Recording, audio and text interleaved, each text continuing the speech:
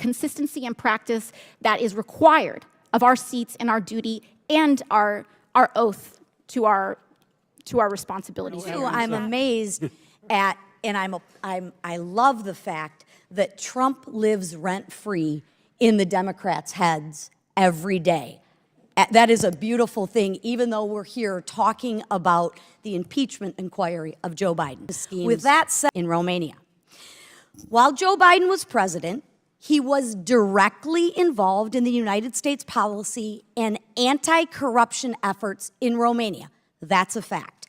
On May 21st, 2014, the then Vice President Biden delivered an anti-corruption speech in Romania, right? On September 28th, 2015, the president visited with the then Vice President Biden, the Romanian president visited with the then Vice President Biden at the White House to discuss anti-corruption efforts, right? Got a theme of corruption, anti-corruption, right? Gabriel Popovich, a corrupt Romanian oligarch, is the subject of a criminal probe. He's a subject of a criminal probe and prosecution for corruption and bribery in Romania. This committee has reviewed transactions showing that the Biden family received money from a foreign company run by this Russian oligarch, corrupt Gabriel Popovich. 5 weeks after the Romanian president visited with Vice President Biden, Popovich begins paying Hunter Biden and his associates, Rob Walker, through his company, Bladen Enterprises. The money from Bladen Enterprises is deposited directly into Robinson Walker LLC. Now, this LLC is directly operated by Hunter's known business partner, Rob Walker. These are all facts, right, that we found through the investigation. In November 2015 and again in March 2016, Hunter Biden, who is not registered as a foreign agent under FARA, meets with the U.S. ambassador to Romania. Red flag. Then, coincidentally, over $1 million flows to the Bidens. I'm not much for coincidences, and I don't think the American people are either. Let's run through the numbers together. Between November 2015 and May 2017, Bladen Enterprises deposited over $3 million into Robinson Walker's LLC business account. But then the Biden family accounts received more than $1 million from Robinson Walker's accounts after these deposits were made. Ironically, 16 of those 17 payments occurred while Joe Biden was vice president. Now, I think most Americans would find it suspicious that, ironically, these payments ended shortly after Joe Biden left office. Another coincidence. Mr. Chairman, I ask unanimous consent to enter into the record the Oversight Committee's May 10, 2023 Second Bank Records Memorandum showing Joe Biden's involvement in his family's business schemes in Romania. Without objection, so ordered. I see three problems here. One, while Joe Biden is touting anti-corruption efforts in Romania, Hunter Biden is employed by a corrupt Romanian oligarch. Interesting.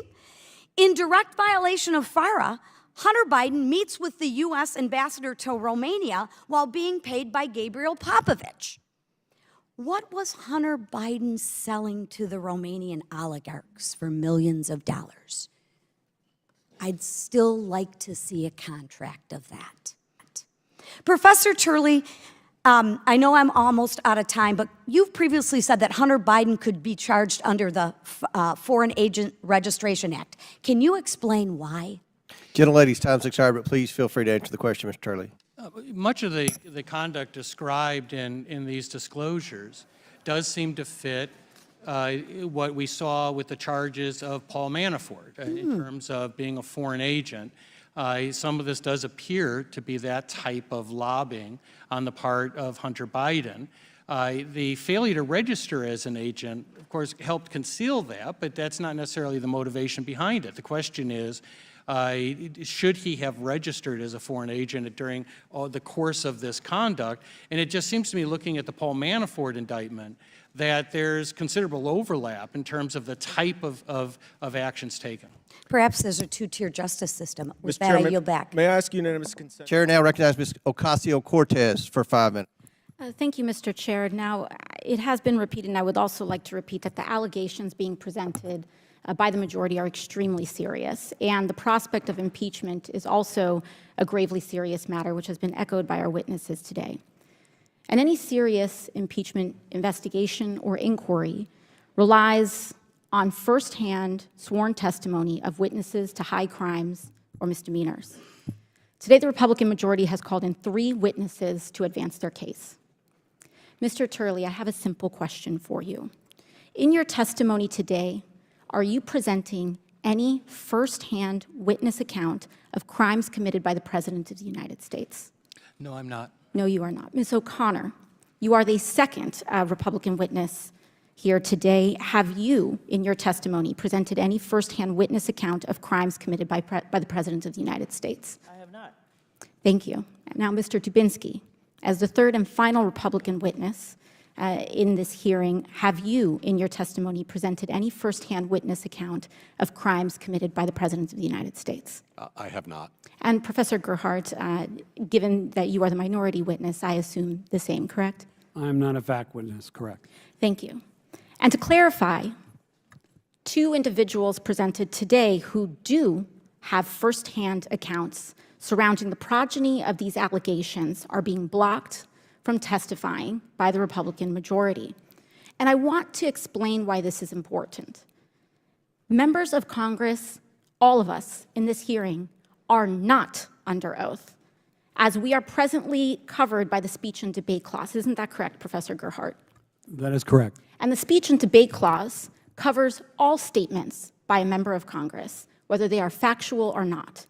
There are only 4 people in this room that are presently under oath in their testimony, and those are the 4 witnesses here today. Is that correct, Professor Gerhardt? That is correct. And so the direct testimony of the 4 individual witnesses here today are the bona fide words that this committee must use in order to proceed or substantiate an investigation. And I want to emphasize why that's important. Earlier today, one of our colleagues, a gentleman from Florida, presented up on this screen something that appeared to be a screenshot of a text message containing or insinuating an explosive allegation.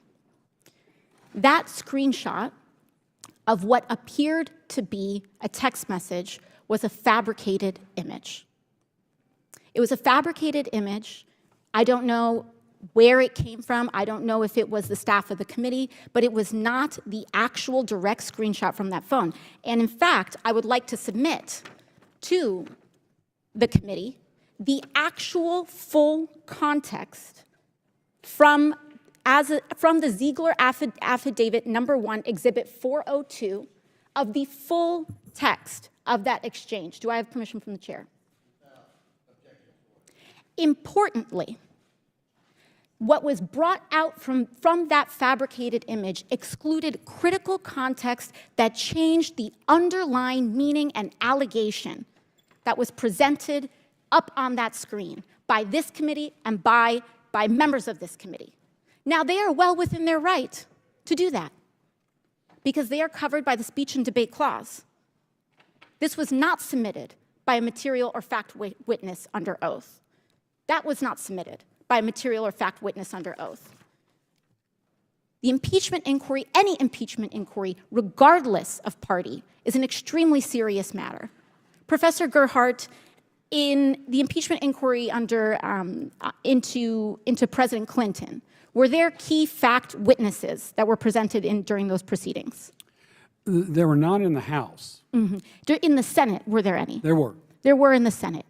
Now, in the impeachment, in the impeachment investigations with respect to President Trump, were there key material fact witnesses in the House? Yes, ma'am. There were. Are there any key material fact witnesses here today? No, ma'am. None. inquiry? Was there a House floor vote that had a majority of members of Congress that opened an impeachment inquiry into President Clinton? There was. There was. Was there a full House floor vote opening an impeachment inquiry into President Trump? In 2019. Is there one here for this one? Not for this one. There is not one here for this one. This is an embarrassment. An embarrassment to the time and people of this country. And I would ask that the chair and I would ask that this committee elevate to the promise of our duties here and comport ourselves with the consistency and practice that is required of our seats and our duty and our oath to our responsibilities here. And with that, I yield back. Thank you. Chair recognizes Mr. Goffin for 5 minutes from Wisconsin.